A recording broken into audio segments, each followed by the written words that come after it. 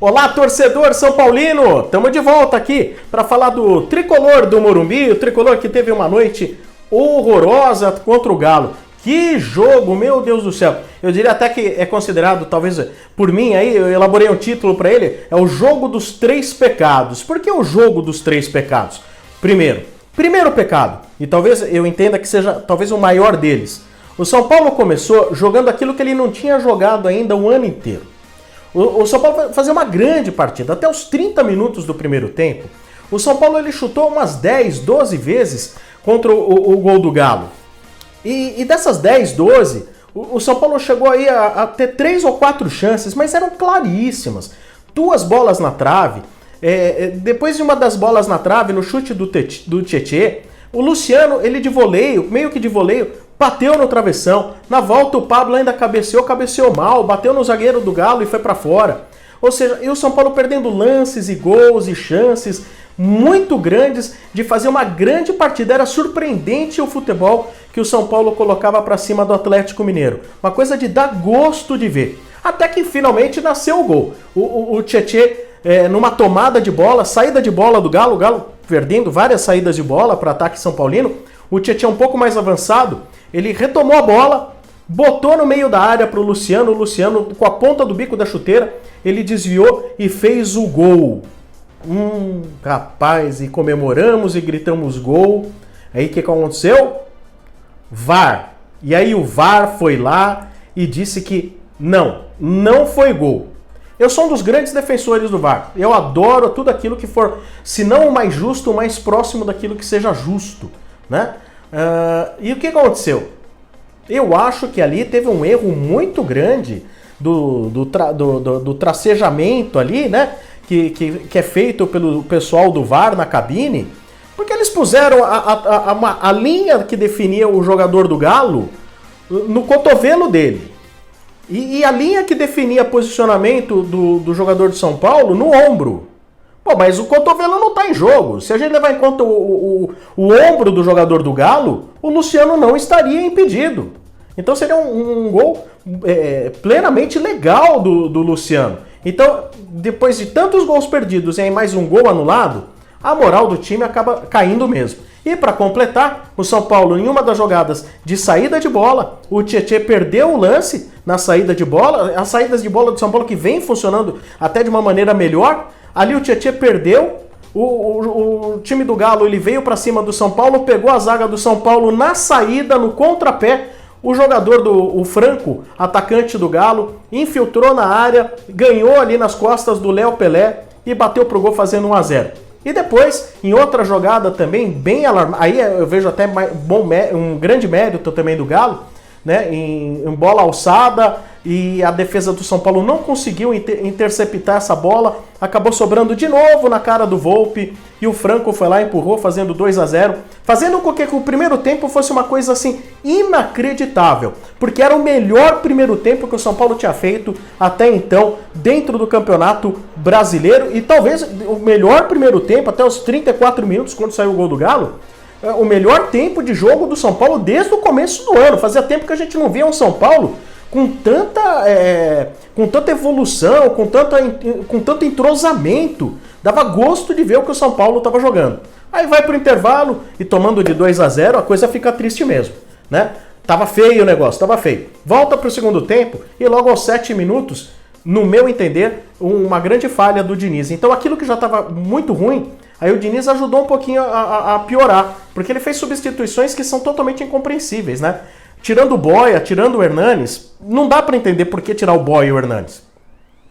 O Sara já tinha sido substituído e ok, plenamente de acordo. Entrou o Vitor Bueno, que foi pior do que o Sara, mas foi pior do que o Sara. E aos 7 minutos, tirar o Hernanes e o Boia, os melhores jogadores do São Paulo em campo, o Boia, inclusive, fazendo um primeiro tempo primoroso, né? Com dribles curtos, chutando a gol, com defesa do goleiro do Galo, batendo no travessão, jogador de ousadia, jogador agressivo. Então não deu para entender realmente essas substituições do Fernando Diniz. O São Paulo perdeu por causa das substituições? Não perdeu por causa das substituições. Então eu vejo assim, o primeiro pecado, perdeu muitos gols. O segundo pecado é o pecado do VAR de ter errado. E o terceiro pecado, talvez o menor deles, foram os erros de substituição do Fernando Diniz no segundo tempo. E o Galo podia ter feito 3, fez 3, poderia ter feito 4, ter feito 5, 6, mas graças a Deus ficou só nos 3.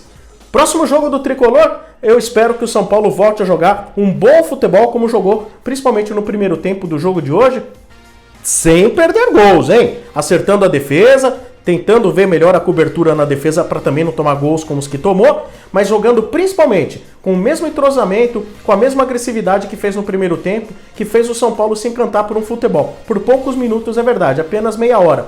Mas se esse futebol for a predominante dos jogos do São Paulo a partir de agora, eu tenho certeza que o São Paulo pode chegar um pouco mais longe. Eu não estou falando em título, mas pelo menos a gente não vai ficar falando de fugir de Z4. Vamos agora aos números do jogo. Como você pode ver, pintando na tela aí para você acompanhar, né? Equilíbrio, o Galo com 51% do controle de bola, posse de bola do São Paulo de 49%. Sim, no primeiro tempo o controle de bola de São Paulo era muito maior, mas aí o Galo compensou tudo no segundo tempo, fazendo um grande jogo na segunda etapa, né? Também pudera, né? Com 2-0 no primeiro tempo, o segundo tempo deitou e rolou o Galo para cima do Tricolor. Ambos chutaram 11 vezes ao gol do adversário, mas o Galo foi muito mais feliz, fez 3 gols e o São Paulo teve aquele golzinho roubado, hein? Ô, seu VAR, roubaram um gol do São Paulo. Se aquele gol lá não tivesse sido roubado aí pelo VAR, o jogo seria diferente. E atacantes do São Paulo, vamos passar um giz aí no taco, hein? Não pode perder tanto gol assim, gente. Pelo amor de Deus, senão depois estoura tudo lá na defesa. Não é não? Tá aí os números do jogo para você que acompanha aqui com a gente no Sombra Tricolor. Num jogo onde você tem 3-0 contra o seu time, às vezes você pode pensar o que pode ter ido bem no seu time. Olha, gente, eu vou dizer uma coisa, foi um jogo tão atípico, foi um jogo com tantas variações, né? Na timeline do jogo a gente teve tantos acontecimentos. O São Paulo começou tão bem, depois piorou. Mas enquanto estiveram em campo, eu digo para vocês, dá para dizer que o São Paulo, à exceção de alguns jogadores, era um time que tinha vários jogadores atuando bem. Eu gostaria de destacar 2 jogadores que eu elejo como aqueles que eu acho que foram os melhores do São Paulo. E porque acabaram sendo, inclusive, substituídos muito cedo. E eu não entendi por quê. Mas, para mim, o Hernanes e o Paulinho Boia foram os melhores do São Paulo, mesmo sendo substituídos muito cedo. Agora, entre os piores, do primeiro tempo eu gostaria de destacar que o Lisiero, para mim, fez uma partida muito ruim, inclusive perdendo uma chance de gol muito clara, né? Era aquela coisa de repente você dá o totó por cima do goleiro. Acerta o gol, Lisiero, pelo amor de Deus. Você na defesa tá deficiente, tá lento, cara. Aí quando chega no ataque, pelo menos nem para fazer um gol você compensa. Pelo amor de Deus, Lisiero, não dá para você ser lateral esquerdo do São Paulo Futebol Clube. Tá muito devagar, cara. Que é isso? Tá namorando demais, cara? Tem que treinar mais, desenvolver velocidade. E outros 2 jogadores que eu vou colocar aí na lista também dos piores. Geralmente eu costumo eleger um jogador como o pior do jogo. Eu vou dizer uma coisa, hoje é uma trinca, hein? Vou colocar uma trinca pra vocês. É o Lisiero, que eu já falei aqui, e 2 jogadores que, pelo amor de Deus, toda vez que entram no São Paulo Futebol Clube, não acrescentam em nada, hein? Vitor Bueno, pelo amor de Deus. E outro jogador que não vem acrescentando em nada e que o empresário chama ele de pulmão do São Paulo Futebol Clube. Igor Gomes, dando de calcanhar, São Paulo tomando de 2, 3-0, dando bola de calcanhar. Então, para mim, hoje, os 3 piores em campo, sem dúvida nenhuma. Eu gostaria de dizer que o VAR foi talvez o pior em campo, né? Mas se a gente tem que eleger aí dentro do São Paulo algum vilão, são 3 vilões. Vamos lá, Lisiero, Vitor Bueno e também Igor Gomes. Vamos agora responder as perguntas, aí você que mandou a sua pergunta para nossa coletiva através do meu Twitter, Sombra97FM. O Douglas Ben, ele pergunta, o São Paulo tem problema físico? Cara, eu acho que o São Paulo não tem problema físico, acho que alguns jogadores têm problema físico, porque o Vitor Bueno é terrível, né? Não tem, como eu já disse antes aqui, ele parece que ele anda em campo, né? E o Igor Gomes, que é considerado um pulmão pelo empresário dele, terrível, hein? Terrível. Agora é lógico, no segundo tempo, como uma partida como essa contra o Galo, é muito natural que haja um desgaste maior, porque no primeiro tempo o São Paulo massacrou o Galo, impôs muito uma condição física em cima do Galo, e é natural que você tenha uma queda de rendimento no segundo tempo, isso é natural. Mas os jogadores que entraram para dar um gás no São Paulo, principalmente no meio de campo, como o Vitor Bueno e o Igor Gomes, eles simplesmente não conseguiram trazer velocidade alguma para o São Paulo Futebol Clube. Aliás, nem é uma característica do Vitor Bueno. Aliás, a característica do Vitor Bueno é jogar mal, né? E o Igor Gomes... Ô Igor, quem é você? Será que isso é uma boa revelação? Será que isso é uma boa revelação? Ou é um enganation do futebol? Eu espero que eu esteja errado, hein? Pergunta do João Rodrigues. O que acontece que leva um gol e desestabiliza? Muitas vezes, um time, quando toma um gol e é natural, você tem um impacto do gol, principalmente quando você ainda não tem um time amadurecido. O São Paulo é um time ainda em busca de amadurecimento, vem melhorando o seu futebol. Agora, no caso especificamente do jogo contra o Galo, o São Paulo cansou de perder gols. Isso vai desanimando, isso vai frustrando. E depois teve um gol legal anulado pelo VAR, o que frustra mais ainda. Aí você vai lá e toma um gol, aí, meu amigo, a moral vai pro saco mesmo, hein? Quem é que também não teria o mesmo problema jogando bola?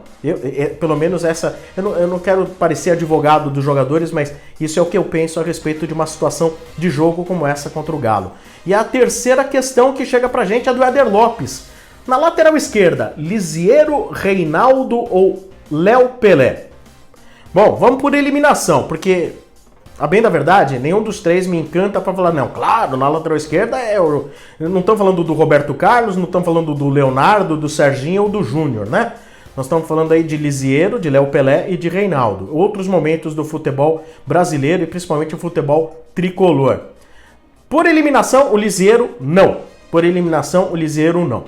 Acreditando então que para fazer uma boa saída de bola, o Diego e o Léo Pelé são importantes para o processo, então ainda continuaria com o Reinaldo. Porém, se você me perguntasse assim, o que eu acharia talvez mais seguro para o São Paulo Futebol Clube, talvez, quem sabe o Bruno no lugar do Léo Pelé, e por que não uma oportunidade talvez para o Léo Pelé na lateral esquerda, né? Agora, talvez a posição do Léo Pelé não seja a lateral esquerda, talvez ele encontre um pouco mais de campo para atuar com as suas qualidades na função de zagueiro. Eu não vou levar em conta os 3-0 hoje para rotular que a defesa do São Paulo já não presta, que só tinha batido em bêbado e agora, quando pegou um time bom, o São Paulo entregou. Porque eu acho que quando você pega um jogo onde você perde tantos gols e ainda tem o seu gol anulado, muito da característica do jogo se altera a partir do primeiro fator. Se você faz um gol, muda as circunstâncias do jogo, né? Então, tanto é, se você tivesse acertado quando você errou, ou você tivesse tido validado aquele gol do VAR, eu acredito que as circunstâncias de jogo dali para frente seriam bem diferentes e talvez o Galo não chegasse com a certa facilidade que chegou, principalmente naquela saída de bola, onde o São Paulo perdeu com o Tietê e aí nasceu o primeiro gol do Galo. Até porque, quando você sai na frente, você transfere o nervosismo da partida para o time oponente, né?